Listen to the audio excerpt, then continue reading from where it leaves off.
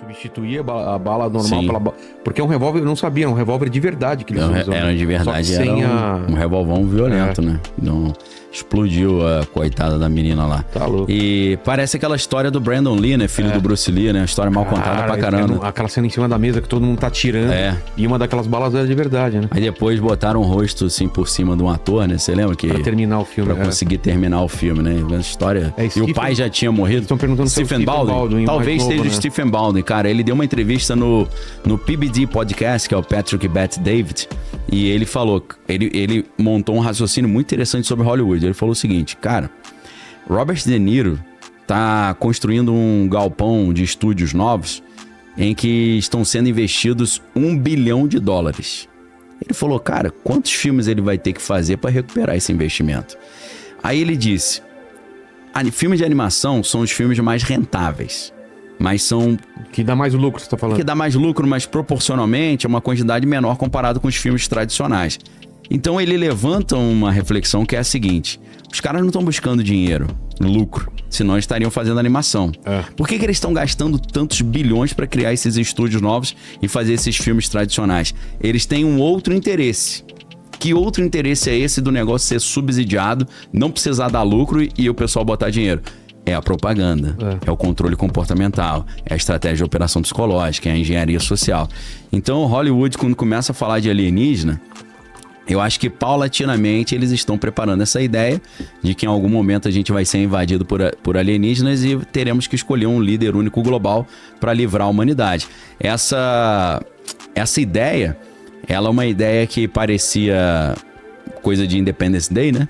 Mas... Quando você se lembra que Ronald Reagan falou isso na Assembleia Geral da ONU em 1989, que ele falou, se a gente tivesse... lembrando que contexto de Guerra Fria ainda, né? Rússia e Estados Unidos brigando ali pela hegemonia global. Ele falou, se nós tivéssemos uma invasão alienígena, acabaria a Guerra Fria, porque a União Soviética e Estados Unidos teriam que se unir para lutar com esse invasor de fora. Aí você fala, cara... Ok, o presidente da República falar isso na Assembleia Geral da ONU, estranho. Aí depois você tem, durante a crise de 2008, o Paul Krugman, que é um vencedor do Nobel, professor de Princeton, que é um keynesiano, né? E ser keynesiano vai ajudar a entender, porque o Keynes é aquele cara que, teoricamente, salvou os Estados Unidos ou resolveu a crise de 29, né? Qual que era a ideia? A gente o governo vai investir em projetos de infraestrutura e tal, isso vai gerar mais emprego é renda é consumo é venda, contratação. Então resolver a crise, o governo investindo em projetos ali. A infraestrutura ajuda a escoar os produtos. Então, como o Paul Krugman é um keynesiano, ele deu várias entrevistas, saiu aqui no Brasil em vários veículos, inclusive na revista Exame. Ele falou o seguinte, depois da crise de 2008, ele falou... Cara, a melhor maneira da gente resolver essa crise é se tivesse uma invasão alienígena. Aí você fala, pô, não é possível, né? Não, ele falou sério pra caramba. Muito sério. Ele disse até o episódio do Twilight Zone, ou lá do Amazing Stories, que ele se inspirou, que é um episódio de 1953. Acho que nem Twilight Zone, acho que nem existia. Ele cita o episódio, que eu não vou me lembrar de cabeça, tá no meu livro A Beira do Abismo, lá, tudo certinho. Sei. Ele falou, cara, se a gente tivesse uma invasão alienígena, os Estados Unidos teriam que investir em defesa. Investindo em armas de defesa, iria gerar contratação, renda, consumo, ia resolver. E aí ele conclui dizendo que, mesmo que no final a gente visse que foi tudo mal entendido, que não era uma invasão alienígena, a gente entendeu errado, não tem problema porque teria resolvido a crise. Aí eu já olhei e falei, cara... Um presidente americano, diante da Assembleia Geral da ONU, fala isso no final dos anos 80. Depois, em 2009, 2010, eu acho que foi essa entrevista, um vencedor do Nobel, o economista Paul Krugman, fala a mesma coisa. Depois, o Bill Clinton foi no Jimmy Kimmel. Jimmy Kimmel falou, quando você virou presidente, você pediu arquivo alienígena? Ele falou, pedi, mas não veio nada. Aí ele, que pena. Ele falou, não, mas eu gostaria de dizer que, pra mim, seria até interessante se houvesse alienígena, porque ia acabar com os conflitos globais que a gente teria que se unir. Eu falei, cara... 3 figuras de altíssimo escalão falando a mesma coisa, Hollywood junto, eu falei, cara, isso é um Watchmen, caso... Watchmen, perfeito, né? Claro que ali é mais o Dr. Manhattan do que um alienígena, mas a lógica é a mesma, não, né? É alienígena. Tem alienígena? Tem, mas é o Dr. Manhattan. No quadrinho? É no quadrinho. Ele traz uma figura alienígena e coloca... Entendi. Verdade, não, tô pautando pelo filme. O Ozymandias. Então, pelo filme... É o diferente. Diferente. No quadrinho, o Ozymandias joga um ser alienígena no centro de Nova York que causa, sei lá, milhares e milhares de mortes. Aí a gente já vai pra outro departamento, que é Alan Moore manja do Paranauê pra caramba, né? Alan Moore a gente sabe que é um mago cerimonial. Total. Auto-intitulado, né? Telêmico, né? Que segue Crowley e tal. Segue um demoninho aí que não pode falar o nome, Segue, né? E uma serpente também, além desse aí, né? Do pau que? Pau alguma coisa? PA, com PA. Esse cara manja muito, né? Já que a gente entrou nesse aspecto, né? Tem muita coisa de operação psicológica e engenharia social dentro de... Por que os ETs legais ficam lá fora e a gente sobra pra gente o ET Bilu? Bilu, né? O Bilu, Que busquem conhecimento. Pelo menos a mensagem dele é boa, né? Paz e amor, mas né? Desculpa, você fala. Nossa, ET, mas se ele fosse do Rio de Janeiro, já seria outro tipo de mensagem. Busca. Perder o Playboy. Perdeu o Playboy. O Alan Moore tem muita questão, assim, de pra você aprender sobre estratégia de persuasão, né? Veja o V de Vingança, cara. Por quê? O V de Vingança, eles não fazem um ataque falso de uma arma biológica lá pra gerar o argumento que o mundo tá sendo atacado e tal. Eu não lembro, tem umas explosões, é isso? Tem a explosão, exatamente, a explosão. Essa explosão foi totalmente proposital pra gerar um caos na sociedade e justificar um endurecimento do regime, né? Pois é. Tipo o que tentaram fazer no Rio Centro aqui no Brasil também, não deu certo. É a mesma lógica, né? Um terrorismo feito internamente. Como se fosse um false flag, né? Uma bandeira falsa. Então, que tem teorias da conspiração que falam que 11 de setembro também foi isso, né? Cara, eu não acredito, mas existem umas linhas aí bem... Existem bastantes argumentos, né? Que se você pegar o material do Ted Gunderson, as crônicas de Ted Gunderson foi um cara que ele só podia entrar com 18 anos no FBI. Ele entrou acho que com 17, porque ele tirou uma nota tão alta nas provas que os caras aceitaram a entrada dele. E aí ele foi trabalhar na área de contra-terrorismo. E esse cara, ele chegou a um posto que ele chegou a ser cogitado para diretor-geral do FBI. Ele não chegou a ser o diretor-geral, mas ele andava muito com Edgar Hoover, né, que é o criador do FBI, e Edgar Hoover que também fazia um monte de maluquice, né? Incriminava os oponentes, né? Botava falso flagrante nos caras. A história é muito louca. Até que fizeram vários filmes e inventaram era sério, tentaram descredibilizar o cara dizendo que ele tinha relacionamento com homem e tal, achando que isso ia comprometer a imagem dele. Tem até o filme com o Leonardo DiCaprio. Leonardo DiCaprio faz o papel do Edgar Hoover. Acho que o nome do filme é Hoover, se eu não tô enganado. Não, acho que não. Não é Hoover, não? Vê. Agora eu esqueci. Então, assim, esse Ted Gunderson, ele era amigo do Hoover e ele chegou a ser o chefe do FBI em toda a costa oeste. Então ele tinha mais de 1000 agentes embaixo da supervisão dele. Esse cara se aposenta e ele abre um escritório de detetive particular. E o primeiro caso que ele pega já é o caso mais complicado da justiça americana, que não é o do O.J. Simpson, não. É o caso do Philip McDonald. O Philip McDonald era um cara boina verde do exército, né? Que é tropa de elite, era um médico. E que ele morava numa casa dentro do quartel. Esqueci o nome do quartel agora, não sei se é Fort Bragg ou Fort Meade. E ele liga pra polícia do exército lá e fala, fomos atacados, né? Atacaram minha família. Quando os caras... do filme do Leonardo... É só botar Leonardo DiCaprio e J. Edgar Hoover. É. Aí o que acontece? Ele liga pra polícia e ele fala, cara, fui atacado, invadiram minha casa, mataram minha esposa, minhas filhas, fui esfaqueado e tal.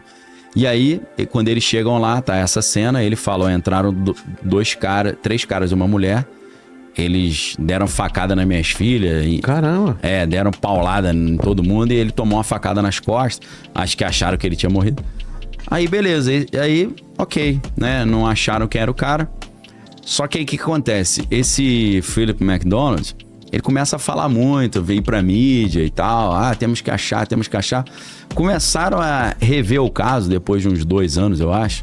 E começaram a achar que ele tinha forjado isso tudo. Que ele teve um acesso de raiva, matou a família e deu uma facada em si mesmo e disse que foram os outros. E esse cara pegou prisão perpétua. Eu acho que ele morreu ano passado. Mas isso foi em 1974. Ele estava preso até esses dias. Estava com câncer de pele, alguma coisa assim. Mas aí o que aconteceu? Esse cara tinha um amigo pessoal, que era um advogado, que ele ouviu do Ted Gunderson. Cara, eu sou inocente. E aí o advogado procurou o Ted Gunderson e falou... Olha lá o filme. J. Edgar. J. Edgar, o filme. Então, eu falei o único nome que não tá, né? Que é J. Edgar Hoover. Eu falei, Hoover é J. Edgar. Pô, brincadeira. Mas então, pra quem quiser assistir o filme, assim... É claro que a galera de Hollywood odeia o J. Edgar Hoover. Por quê? porque é na época do McCarthy. Em McCarthy, que todo mundo era comunista. Ele meio que inventou isso junto com o senador McCarthy, que deu origem ao nome McCarthy. Então ele perseguia todo mundo, que ele não gostava, né? Ele chegava, o James Dean eu acho que é comunista, vamos prender. Então a galera tem uma raiva dele, né? Então é lógico que esse filme vai ser altamente enviesado para depreciar a imagem do J. Edgar Hoover. Que eu acho que fez um monte de coisa para além do devido processo legal norte-americano e enquadrava os inimigos dele lá e... atormentava os caras atropelando a lei, né? Então, realmente, eu acho que ele fez algumas coisas. Mas, apesar disso, né? Saber que tem um viés contrário ali. Total. Não é um filme, meu Deus, que filme legal, vamos dar 60 Oscars, assim. Mas, se você quiser conhecer uma versão da história do J. Edgar Hoover, vale a pena. Aí, o advogado do Philip McDonald procurou o Ted Gunderson e falou, pô, você criou um escritório de investigação, né? Eu tenho um caso pra você. Você é o único cara que vai poder desvendar esse caso, por causa da tua patente. Você é um cara, poxa, ex-diretor setorial do FBI, você é do contra-terrorismo. Você vai conseguir me ajudar a provar que o McDonald é inocente. Aí ele viu o caso, que o cara estava sendo acusado de ter matado a esposa e as 2 filhas. E ele falou, olha, se eu descobrir que ele fez isso, eu pulo fora, que eu não vou defender bandido, não. O Ted Gunderson, você procura na internet, você tem várias entrevistas dele sobre esse caso. E tem as crônicas também, que são textos que ele deixou sobre isso. Logo no início, ele chegou nessa mulher que estava na casa. O nome dela é Helena Stockley. E eu não sei de que forma ele convenceu essa menina a confessar que ela foi uma das assassinas. E ele pegou essa menina com todas as provas ali, fio de cabelo dela, pedaço de unha, né? Porque... as filhas e a esposa, enquanto estava sendo assassinada, elas arranharam os caras, então tinha pedaço da pele embaixo da unha. Sim. Ele provou isso tudo, ele levou pra justiça, a justiça não aceitou as provas. Que doideira. E aí, nesse momento, ele concluiu que o buraco é mais embaixo. Por quê? Qual foi a situação que iniciou isso tudo? Aí tem tudo a ver com o filme O Gangster, né? Em inglês American Gangster, que é com Denzel Washington e o Russell Crowe. Que é esse filme é legal pra caramba, interessante. Baseado em fatos reais, que é a história do Frank Lucas. Frank Lucas era um cara lá do Harlem, se eu não tô enganado, que ele chegou e falou assim, poxa, acho que eu vou fazer uma concorrência aí com os traficantes de droga, né? Qual que é a ideia dele de fazer a concorrência? O primo do Frank Lucas tava no Vietnã. E aí ele pensou, cara, muita coisa de droga vem de lá, né? Vou tentar ver uma parceria com ele pra gente ver um jeito de trazer a mercadoria direto pra cá e a gente produzir aqui, a gente eliminar vários dos transportadores, né? E aí o primo do Frank Lucas, ele conseguiu fazer uma parceria lá com o pessoal do exército, por incrível que pareça. Eles mandavam a droga no caixão dos soldados mortos, cara. Olha, cara. Então essa história é verídica. E essa história desse filme American Gangster, né? Que esse aí, em português é O Gangster, né? Essa história tem tudo a ver com a história do Frank Lucas, com a história do McDonald's. Por quê? Esses aviões com os caixões, com as drogas, chegavam no quartel onde ele servia, o McDonald's. Ele descobriu isso e denunciou. E aí o Ted Gunderson descobriu que os caras que controlavam isso dentro do quartel, inclusive o comandante, que recebiam $1 milhão por mês só para fazer vista grossa, todos esses caras eram membros de uma mesma sociedade secreta satânica. Nossa. E o promotor que pegou o caso também era, o juiz que pegou o caso também era. E o Ted Gunderson provou isso tudo, mas não foi pra frente. Além disso, tentaram matá-lo várias vezes, né? Por vários motivos. E ele falou que foi nessa hora. Ele falou, cara, como é que pode? Eu trabalhei 40 anos quase da minha vida no FBI e eu não acreditava que existia isso, desses grupos que mandam em tudo. Fui descobrir depois da minha aposentadoria, no meu primeiro caso aí como detetive particular. Então a história é interessante pra caramba e vai mostrar como é que o mundo é muito mais estranho do que ele parece, né? E ele pegou vários outros casos depois. Teve um caso assim, essa entrevista tem na internet, que é um caso muito louco, que é um debate dele, porque no final dos anos 70 e início dos anos 80, tem um negócio chamado Satanic Panic, que os caras estavam morrendo de medo dos rituais satânicos que matavam as criancinhas e tal. Inclusive teve o caso do Son of Sam, filho de Sam, que tem uma série na Netflix, que eu acho que é isso, Son of Sam, Esse caso apareceu também... Pô, lembra a série que era dos caras do FBI, que era um cara mais coroa e um mais jovem, que eles desvendavam os casos e tal, tudo baseado em fatos reais? Como é que era o nome dessa série, cara? Esqueci completamente o nome dessa série agora. Mais recente ou antigona? Cara, não, deve ter uns 5, 6 anos, sei lá, 2015. Essa série conta a história do caso do Son of Sam, né? E aí, nessa época, surgiu esse negócio do Satanic Panic, ficou todo mundo com medo, né? E aí, o Ted Gunderson, ele foi num debate num programa de televisão com na época era tenente-coronel, né? Michael Aquino. Michael Aquino era um cara que era tenente-coronel do exército, acho que ele se aposentou como general, se eu não estou enganado. E ao mesmo tempo que ele era o chefe de operação psicológica do exército americano, ele era o vice-presidente da Church of Satan, a igreja de Satanás, que o Anton LaVey era o líder, né? E aí, o Ted Gunderson tava acusando Eu só tô perguntando se é Mindhunter. Mindhunter, acho que é Mindhunter. True Detective. Mindhunter, obrigado, galera. Valeu. Então, ó, os escribas aí, ó, já estão anotando os livros, as séries, né? Filme, eu já nem lembro o que eu falei 5 minutos atrás. Então, cara, você tem que ver o nível do debate, cara. O Ted Gunderson falando, eu tô com as provas aqui que você mata a criancinha, faz maldade com as criancinhas, sumiu com a criancinha A, B, C, D. Como é que você tá solto ainda? Aí ele, duvido você provar. Ele, eu tô com as provas aqui. É uma baixaria a conversa, né? Então, assim, a gente tava falando, né? Por que eu... A galera, ninguém lembra, mas eu lembro. Por que a gente tá falando sobre isso? Porque você falou, eu acho que esse negócio de 11 de setembro é conspiração, não tem fundamento. Se você olha as crônicas de Ted Gunderson, meu irmão, ele descobriu tudo da parada. De qual parada? Por exemplo, que o Mohammed Atta, que foi um dos caras que supostamente jogaram um avião, foi treinado numa base aérea americana. O quê? Pô, que ele foi treinado pelos americanos. Ele não fez as aulas de pilotagem, só queria saber como...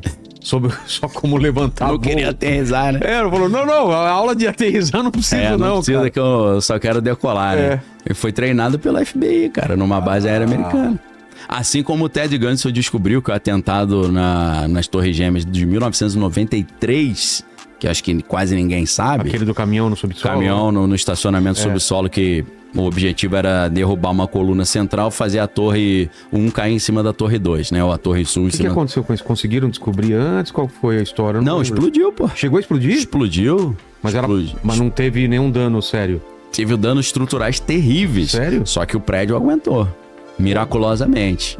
E do avião não aguentou. Então, aí já aí é outro departamento, cara. Se você pega o pessoal analisando os metais retorcidos, né? Algumas filmagens que você vê as janelinhas pum, pum, pum, pum, pum, pum, explodindo. Alguns especialistas em demolição já analisaram e falaram que parecia ser um caso de demolição. Um dos arquitetos originais... vários explosivos espalhados pelos andares. E aí levou o prédio a sucumbir, né? Um dos arquitetos, um senhorzinho já, que eu não vou me lembrar o nome dele agora, ele falou que quando ele projetou as Torres Gêmeas, sem falar na Torre 7, que a gente fala depois, né? Mas as Torres Gêmeas, ele falou que ele já deixou ela preparada para demolição. Não com as bombas, mas com os espaços para você inserir as bombas. Por quê? Porque ele disse que naquela época, muitos prédios em Las Vegas estavam sendo construídos e depois demolidos, construídos e demolidos. Então, como tava meio que na moda isso, daqui a 15, 20 anos a gente pode querer construir outra coisa. Então ele disse que já tinha deixado essa preparação. E aí, naquela época também, a gente não pode esquecer que o presidente era o George Bush, filho, né? O Bushinho. O irmão dele, o Jeb Bush, que era governador da Flórida, ele tem um outro irmão, que eu esqueci o nome, cara.